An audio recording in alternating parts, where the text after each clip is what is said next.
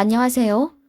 결혼 생활 20년 동안 이혼을 한 해 만에 참 많이도 싸웠는데 드디어 저도 돌싱이 되었네요. 그지 같은 시댁과 늘 애매모호 순두부같이 굴던 남편 얼굴 드디어 안 보게 되어서 명치가 시원해지는 느낌입니다. 시대도 좋아져 예쁜 것, 맛있는 것, 보기 좋은 것 많은 편리한 세상에서 하루라도 빨리 내 행복 찾아 떠나는 게 현명하다고 생각이 듭니다. 제 나이 27살, 그리 많지도 적지도 않은 딱 적당한 나이에 결혼했어요. 전 남편은 같은 직장 선후배 사이였고 그 사람 참 인기 많았네요. 과묵하면서도 성실하게 할 것 잘하고 능력도 꽤 있어서 인사고과도 높게 받던 사람이었어요. 게다가 키도 크고 호감형이라 그 사람 눈독 들이던 여직원들이 참 많았네요. 그런 사람이 저를 좋다 하더라고요. 매사 자신감 없던 저에게 한 줄기 빛처럼 느껴지던 순간이었어요. 저는 아버지 어머니가 일찍 이혼하셔서 편부모 가정 밑에서 자란 사람입니다. 보통 이런 경우는 엄마를 따라가 살지만 저는 아빠랑 살았습니다. 아빠가 고집을 부려 강제로 자식들을 엄마랑 떼어놨거든요. 사실 이혼 사유도 아빠의 바람 때문이었는데 엄마가 경제력이 없다는 이유로 그렇게 되었습니다. 역시나 아빠는 사업을 핑계로 저희 남매를 방임방치하며 키웠고 10살이었던 제가 저보다 3살 어린 제 남동생 밥해줘 먹여가며 키웠습니다. 그래도 아버지가 의외로 자식들 교육엔 긍정적인 면이 있어서 좋은 대학 들어갔네요. 아버지에게 그거 하나는 정말 감사해 하고 있어요. 서울로 독립해 아빠랑도 안 살게 되고 또 일찌감치 서울에서 자리 잡아 살고 계시던 엄마와도 제외해 정말 꿈결 같은 20대 초중반을 보냈네요.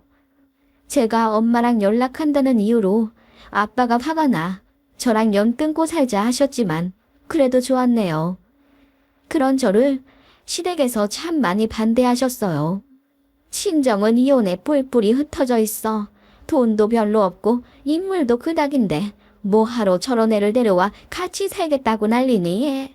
내가 다음 달에 약사하는 여자 선자리 잡아오려고 했더니만 그 집은 할아버지가 미술하는 사람이라 돈이 많다더라. 너한텐 그런 여자가 딱이지. 그게 저에 대한 어머님의 환영 인사였습니다. 남편을 너무나 사랑했고 저만 잘하면 시댁에서도 인정받는 며느리 될 거라고 생각했습니다. 시집살이 시댁에 합가해 살지는 않았지만 참 모진 구박 많이 받았네요. 1년에 5번 있는 제사는 물론이고 김장이나 텃밭, 자재구레한 일들 전부 다 저는 필수로 부르셨습니다. 시댁에 일할 게 많다고요. 시댁은 교통이 안 좋아 버스를 서너 번은 갈아타야 했는데 그게 너무 힘들어 한 번은 시외버스 정류장에서 택시를 탔더니 시어머니가 난리를 치더라고요. 우리 아들 번 돈으로 편하게 택시를 잡아 타고 와. 이래저래 모난 구석이 많아 검소할 줄 알았더니 그것도 아니야. 그럼 대체 넌 잘난 게 뭐가 있니? 새댁 시절에 그렇게 윽박지르는 시어머니한테 감히 대들 용기도 없었습니다. 게다가 아들이 번 돈이란요. 저희는 같은 회사에서 근무하고 있는 부부인데요. 어머님은 저희가 용돈을 드려도 가전 가구를 해드려도 늘상 그렇게 내 아들이 번 돈이라고 표현하셨습니다. 같이 고생해 일하지만은 맞벌이로 단 한 번도 인정하지 않으셨고 제가 남편 부서보다 조금 더 빨리 출근해야 할 때가 있어서 그런 날은 같이 밥 못 먹고 나왔다고 하니 노발대발 화내며 새벽같이 일어나 미리 밥상 차려놔야 하지 않냐고 혼내시더군요. 그렇지 않아도 집안일은 제가 거의 전담으로 해왔습니다. 그런데 며칠 아침밥 못 해줬다고 잘난 거 잘하는 거 하나 없는 못난 며느리 소리를 들어야 하는 건 아니지 않나요? 바보 같지만 제가 참 자존감 낮은 성격이기도 했고 또 이혼은 생각도 못했습니다. 제 친정 부모님이 일찌감치 이혼하셨기 때문에 저는 가정을 지켜야 한다는 아주 강력한 의무감 같은 게 있었어요. 그리고 지금에야 집안일이며 육아도 남편이랑 반반씩 하는 추세지만 20년 전에는 아무리 그래도 여자가 더 많이 하는 분위기였고요. 회사에서 그리고 연애 때 남편이 보여주던 자신만만하고 결단 있어 보이던 모습은 결혼과 동시에 사라졌네요. 어머님이 소리를 고래고래 지르며 저에게 뭐라고 하면 말리는 게 아니라 그냥 엄마, 좀 조용히 좀 얘기해 주세요. 나 TV 보잖아. 라고 하는 게 다였습니다. 나중에 집에 와 당신은 어머니한테 혼나는 내가 불쌍하지도 않냐며 서러움을 표하면 그게 말린 거야. 내가 대놓고 당신 편들면 어머니한테 오히려 더 반감을 사지 않겠어? 우리 엄마 하나면 당신 더 힘들어질 테고. 라며 심드렁하게 대꾸하던 남편이었네요. 그래도 사랑스러운 딸과 아들 키우며 또 회사에선 승진에 뒤지기 싫어 죽어라 열심히 했고 집안일도 만능으로 해내며 참 옥척스럽게 살았네요. 그렇게 사는 동안 저는 한 번에 암 수술을 했고 과로로 2번 쓰러졌어요. 저만의 취미 생활이랄 것은 없었고 그저 집, 회사, 그리고 아이들이 전부인 제 인생이었습니다. 남편은 낚시, 골프에 빠져 주말에는 집에 거의 없었습니다. 어느 순간부터는 차라리 그게 좋다 느껴지더라고요. 집에 있으면 하루 종일 소파와 한 몸이 되어서 저에게 과일 좀 달라, 간식 좀 내와라, 애처럼 저에게 다 해달라 했거든요. 참 잘생기고 멋있던 남편이었는데 40대 넘어서부터 저 만삭 때보다 배도 더 나오고 머리도 벅대지더군요. 그런 외관적인 변화에 마음이 식었다기보다는 시댁한테 시달림 당하는 와이프를 지켜주지 못하는 무심함과 제가 아파 지쳐 쓰러져도 육아와 집안일을 나 몰라라 하는 무신경함에 질린 것 같다는 생각이 들어요.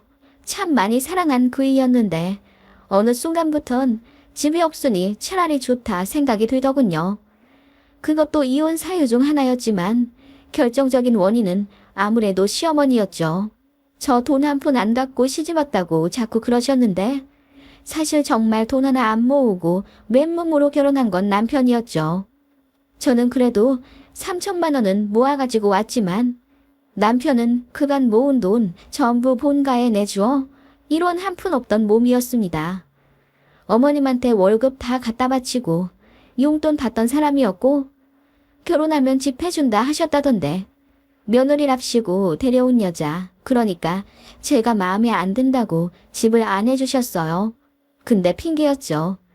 어머님이 외가 쪽 사람들 돈 사고 친 거 다 메꿔주고 또 본인 쓸 거 쓰고 그러면서 아들 돈 남겨둔 게 없었어요. 당연히 해줄 집도 없었죠. 그래서 저희가 대출받아 전세로 시작했던 거예요. 대출비 때문에 아이들 아파 유치원 못 가고 학교 못 갈 때도 옆집에 맡겨가며 눈물로 출근했습니다. 워킹맘이제라고 같은 회사에서 같이 근무하는 남편이었지만 아이들 일엔 나 몰라라 하며 전부 제 책임이 되더군요. 거기다 시댁까지 설상가상 시어머니가 참 많이도 이런저런 요구를 하셨네요. 돈 좀 있냐? 이번 어버이날에 100만 원 정도만 해줄 수 있어? 네? 100만 원이나요? 그렇게는 어려울 것 같은데요. 왜? 니들 지난달에 보너스 받지 않았니? 애들 학원 하나씩 더 보내야 해서요. 대출도 그렇고 여유가 없네요. 어머님, 저희가 지난 3월에 100만 원 해드렸는데 또 필요하세요? 네 시이모랑 여행 간다고 했잖아. 그럼 한 70만 원이라도 좀 해줘. 그나저나 니들은 둘이 벌면서 왜 맨날 그렇게 돈 없단 소리를 해? 너 친정에 돈 빼돌리는 거 아니냐? 네? 그게 무슨 말씀이세요? 돈을 빼돌리다뇨. 이번 어버이날에 너 네 친정 가니? 엄마, 아빠 따로따로 또 만나. 에휴, 우리 아들만 고생이지 뭐. 돈은 얼마씩 드리니? 절대 5만 원 이상 드리지 마라. 알겠냐? 어머님은 제가 돈을 원하는 만큼 안 드리면 꼭 친정 이야기를 꺼내며 자존심을 긁으셨어요. 그리고 남편도 총각 시절부터 본가에 돈 들이던 습관이 남아있어서 본인 엄마가 돈 달라고 하면 별다른 저항 없이 턱턱 내주더군요. 당장 우리 애들 다음 달 수학여행 때문에 몇씩씩 나가게 돼요. 그날 생활비 빵꾸나게 생겼는데도 어머님이 화장품 다 떨어졌다며 백화점 가자 하시더군요. 어머님은 고가의 화장품 브랜드만 고집하셨고 결혼한 이후부터는 어머님 화장품이 떨어지기 전에 제가 제때에 채워놓는 역할을 해야 했습니다. 한 번은 저희 생활비가 모자라 어머님, 이번만 설화수 말고 그 아래 라인 쓰시면 안 될까요? 저희 돈이 쪼들려서요. 라고 했더니 늙었다고 아무거나 바르라는 거냐. 나는 설화수 아니면 아무것도 얼굴에 안 바를란다. 우리 아들한테 그리 전해라. 라고 하시더니 제 남편한테 전화해 울면서 하소연하셨다더군요. 며느리가 화장품도 안 사준다면서요. 그 말에 남편이 집에 와 길길이 날뛰며 어떻게 자기 엄마한테 그깟 로션 하나 안 사주냐며 화내더라고요. 그렇게 남편이 애들 앞에서 화를 내는 경우가 잦아졌어요. 그래서 애들 정서 보호해주고자 남편이랑 최대한 트러블 없이 살기 위해 제가 많이 맞춰주었던 것 같아요. 그러다 보니 저는 점점 더 을이 되어 갔던 것 같네요. 시어머니는 대놓고 저한테 갑질하셨고 원하는 것도 참 많으셨어요. 정말이지 뭐 하나 보태준 것도 없으면서 왜 그렇게 바라기만 하는지. 며느리 생일은 나 몰라라 하면서 본인 생신 때는 생신상은 물론이고 용돈의 여행에 아주 칼같이 챙겨주길 바라신 분이었죠. 결혼 생활 20년 정도 하면서 제 생일 때 어머님한테 받은 거라고는 시장에서 사주신 15,000원짜리 왕골 가방 하나네요. 너는 비싼 거 안 들어도 예뻐. 그러니까 백화점 같은 데서 괜히 돈 쓰고 그러지 마라. 라고 덧붙이시면서 말이죠. 한 번은 저도 이러고 사는 게 너무 스트레스 받아 보너스 받은 걸 저에게 쓰고 싶다. 남편에게 통보하고 백화점 가서 가방을 하나 샀어요.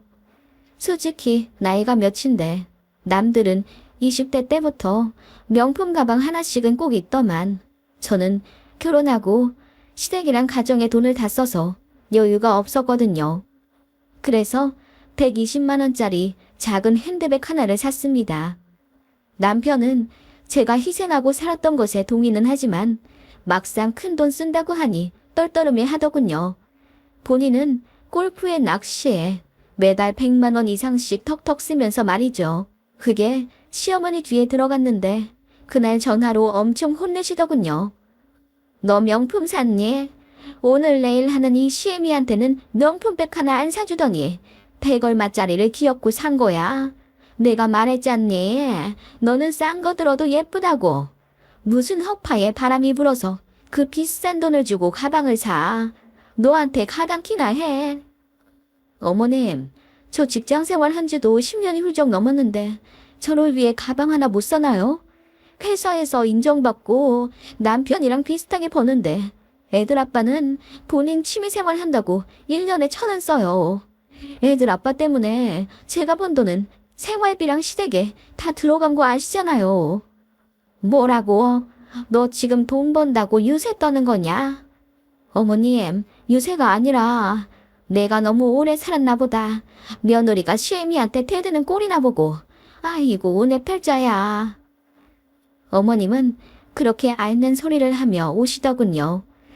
그렇게 본인 아들에게 전화해 며느리가 본인한테 바락바락 대들었다며 이간질을 했고 결국 그 일로 부부싸움을 하고 말았네요. 결국 그 가방 환불했어요. 남편이 본인 어머니 불쌍하다며 그 가방 시어머니 드리자고 하길래 제가 싫다고 했더니 그럼 이혼하자고 하대요. 그때가 애들 초등학교 고학년이라 사춘기였어요. 그래서 이혼하자는 말에 사춘기 상처받을 애들 생각에 겁이 덜컥 나더군요. 그렇다고 시어머니한테 그 가방 드리긴 싫고 나름 합의한 게 가방 환불하는 걸로 끝났네요. 지금 생각해보면 남편과 시어머니의 가스라이팅 때문에 벗어나지 못했던 을의 삶이었던 것 같네요. 그렇게 참고 살아온 고구마 같은 제가 결국 시어머니 싸대기를 사이다 펀치로 때려버리고 시원하게 이혼을 하게 되었네요. 사건의 발단은 친정아버지가 돌아가시면서부터였습니다. 저 대학 들어가 독립하면서부터 사실 아버지랑 거의 연락을 끊다시피 하며 살았어요. 성인이 되니 아버지에 대한 두려움은 작아지고 원망은 점점 커지더라고요. 하지만 언제까지나 크나큰 존재일 줄 알았던 아버지도 세월이 지나니 점점 작아지시더군요. 술을 오래 마셔서 그런지 결국 간에 문제가 생겼고 한 5년 정도 투병하셨어요. 돌아가실 때 다 되어서는 저희 남매와 전처인 친정엄마 불러서는 당신 젊었을 적 의시되며 상처 줘서 미안했다고 진심으로 사과하시더군요. 그래서 온 가족 부둥켜 안고 울었고 아빠 돌아가시기 직전까지 저랑 제 남동생 그리고 친정엄마가 돌아가며 병수발을 좀 들어드렸어요. 누군가는 악어의 눈물이라고 할진 모르지만 어쨌든 작고 보잘것없는 아버지가 딱하기도 하더군요. 그렇게 저희 병간호를 좀 받으시다가 병원에서 돌아가셨습니다. 생전하시던 사업과 자가로 갖고 계시던 집 2채를 모두 저희 남매와 어머니에게 3등분에 나누어 주겠다는 유언을 작성하셨더라고요. 그런 거 보면 아빠가 저희에게 진심으로 미안해 하신 건 맞는 것 같습니다. 아무튼 그런 친정 아빠의 장례를 치르게 되었고 시댁에서도 문상을 왔지요. 제가 펑펑 우는 걸 보며 시어머니가 고개를 갸웃거리며 묻더군요. 너는 네 아빠한테 정없지 않니? 왜 이렇게 울어? 병간호 하느라 왔다 갔다 고생만 시킨 네 아빠인데 이제 해방이지 뭐. 생전에 너한테 잘해주지도 않은 사람 저 세상 갔는데 뭘 그렇게 우냐? 라고 하는데 눈물 나는 그 와중에 어이가 없더군요. 어머님, 그래도 제 아버지잖아요. 눈물이 왜 안 나요? 라며 소리치듯 따졌더니 어머님이 웅크리며 제가 예민하다고 구시렁거리시더군요. 그리고 시어머니가 저희 아버지 쪽 화려한 근조 화환을 보시더니 아니, 무슨 회사 대표들이 이렇게나 많이 위로를 해줘. 너네 아빠 사업하신다더니 그게 그래도 꽤 잘 됐었나 보다. 그런데 너 사는데 돈 한 푼 안 줬어? 아무리 연 끊다시피 하며 살아도 그렇지. 라며 혀를 끌끌 차더군요. 그리고 가시라고 해도 계속 댁으로 안 돌아가시고 부조함 근처를 서성거리더니 돈 많이 들어온다. 동생이랑 반반 나눠 가질 거야. 네 친정엄마랑은 안 나눌 거지? 이혼한 마당에 무슨 전 남편 부조를 챙겨. 그렇지? 라며 부조금에 집착하시더라고요. 시모 너무 어이없었지만 깊게 신경 쓸 여력 없이 정신없이 장지까지 치르고 집에 돌아와 멍하게 있는데 시어머니가 전화를 하시더군요. 애미야, 장지 치르고 왔냐? 사실 내가 어쩌다 보니 니네 외가 쪽 사람이 장례식장에서 통화하는 걸 들었는데 니들 앞으로 유산을 남겨줬다면서 근조화한 들어온 거 보니 생전에 사업도 작지 않게 하신 것 같은데 뭐 얼마나 남겨준 거야? 그 말에 음흉한 시어머니의 속내가 다 보이는 듯 소름이 끼치더군요. 그래서 그냥 모른다고 일관했습니다. 사실 장례 끝나고 엄마한테 이야기 들었는데 집 2채와 사업체가 18억가량의 가치가 될 것 같다 하시더군요. 그걸 그대로 부동산으로 물려받느냐 아니면 현금화해서 나누느냐 상의를 해야 할 것 같다고 하셨어요. 친정엄마는 어차피 지금 재혼할 사람도 있고 전 남편 재산 받고 싶지 않다 하셔서 저랑 제 남동생이랑 둘이 반반 나누라 하셨고 제 남동생은 저한테 고맙고 미안한 게 많다며 집 2채는 누나 주고 아버지 사업체만 물려받고 싶다고 하더군요. 그래서 변호사 통해 제 남동생이 아버지 사업 물려받아 경영하는 걸로 이야기 끝냈고 엄마한테는 아빠 지방에 있는 3억짜리 아파트 하나 갖고 가게 해드렸어요. 그리고 저는 아버지가 사시던 수도권 아파트와 차량을 물려받기로 했습니다. 남편한테도 간략하게 통보하며 시댁에는 말하지 말라고 했어요. 괜히 시끄러워질까봐요. 그런데 시어머니가 닥달하듯 물으니 남편이 결국 다 이실 짓고 했나 보더라고요. 어머님이 난리가 났어요. 왜 안 줘도 되는 친정엄마한테 아파트를 해주냐면서요. 이혼하면 끝인데 죽었다고 그걸 가져가냐. 자식 줘야 하지 않냐며 노발대발 화를 내고 사전 총각이 무슨 재주가 있어서 그 사업체를 물려받냐고. 그냥 현금화해서 적당히 나누면 더 이득인데 제가 바보같이 군다 하시더군요. 그냥 상관하지 말라고 했습니다. 알아서 하겠다고 하니 예전 같았으면 며느리가 대든다고 하늘 뿐이 웬일로 얌전하시더군요. 아마도 제 수중에 목돈이 들어오니 며느리가 만만하지 않게 느껴지신 것 같아요. 아무튼 아버지 돌아가시고 처리할 게 많아 참 바쁜 나날이었습니다.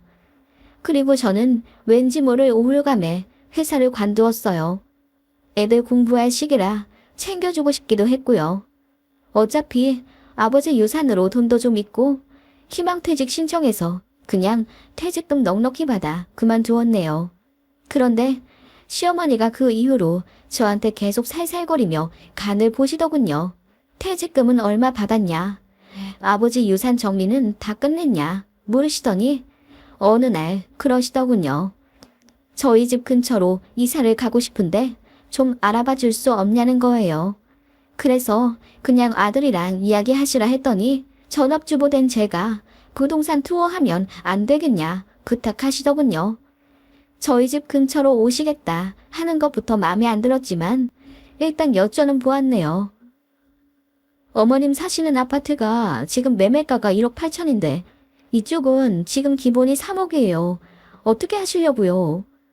돈은 어떻게든 되겠지. 나도 이제 늙어서 아들 며느리 손이 좀 필요하겠더라고. 그럼 적당한 집으로 네가 좀 알아봐서 매매를 해다오. 네? 제가 매매를 하라고요? 시댁이 팔려야 매매를 하죠. 그리고 그 차액은요? 아니, 너한테 일단 돈이 있지 않니? 그러니까 그걸로 먼저 좀 사둔 다음에 우리 집 팔리면 그 돈 우리 아들을 주면 되지. 네? 저한테 무슨 돈이 있다고 시댁 아파트를 다짜고짜 사달라 하시는 거예요. 그리고 어머님, 그게 무슨 논리예요? 시댁 팔린 돈을 왜 애들 아빠를 줘요? 어차피 그 돈이 그 돈이지. 우리 아들 돈이 네 돈이고 네 돈이 우리 아들 돈이지 안 그러냐? 너 아버지한테 재산 받았잖아. 좋게 좋게 생각해라.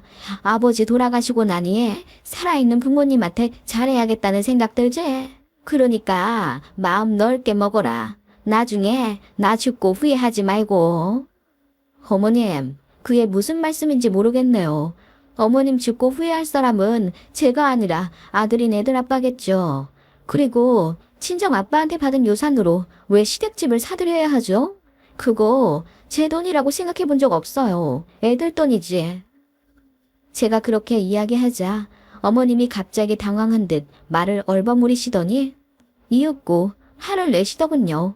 제가 피도 눈물도 없다면서 제대로 된 집안에서 자라질 않아 뭘 모른다고 하더군요.